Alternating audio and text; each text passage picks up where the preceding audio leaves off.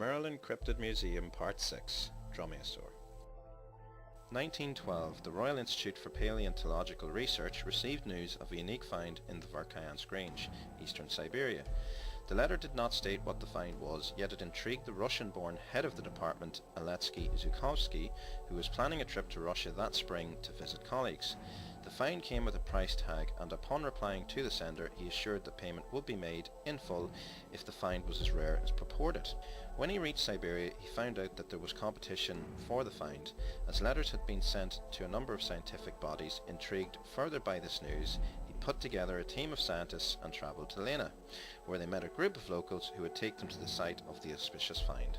They had managed to beat the other parties to the find, yet for an hour the owner and his hired hand, a Pafnuty Shebyshev, demanded payment before the find was shown to the party. Eventually, Alexei paid the man, only to be confronted with something that challenged everything he knew of Saurian evolutionary biology. Before him, a creature that had been removed from the ancient permafrost of a subterranean mountain glacier some 40 miles north in a unique spot of almost permanent sub-zero temperatures.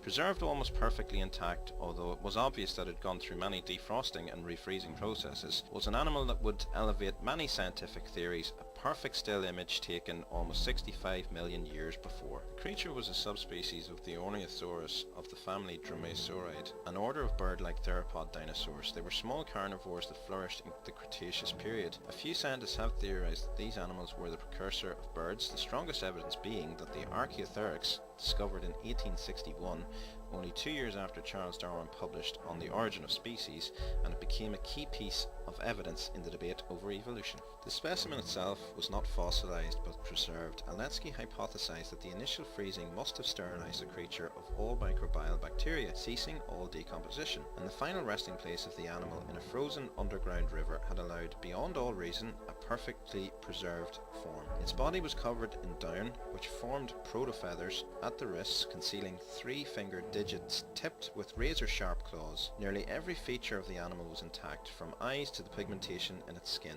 Dull reds and browns accented the tiny creature, the evolutionary missing link between the dinosaur and the bird. The find was taken back to England and a post-mortem was carried out. The creature's stomach and digestive tract still contained its last meal, and it was found to contain high levels of salt. Once Alexei had time to analyse the animal, he surmised that for an animal to be so well preserved after such a long time, it must have remained in a vacuum-like state. The salt was attributed to seawater, yet the unique conditions in which the animal had existed was never fully understood. To secure the stability of its fragile body, it was injected with various preservatives and given pride of place in the lobby of the Institute for Scientific Discourse. He remained there for a few months until the story of the plateau in South America became headline news. Alexei was invited to see similar specimens brought back from this place that time forgot. Many now believe that the Ornithosaur had actually originated from the plateau and not a subterranean glacier, yet how it managed to end up in Siberia was never explained. The story and the specimen remain a mystery and disappeared into the annals of time. Hidden in the storage facility of the Institute, returned to the crate it was originally shipped in, along with the original customs and excise forms, a handful of illustrations and photos, and the various detritus that was attached to it once defrosted. 100 years later, Mongolia will be the site of hundreds more fossilized dromaeosaurs and other feathered dinosaurs, the final missing pages in the development of flight.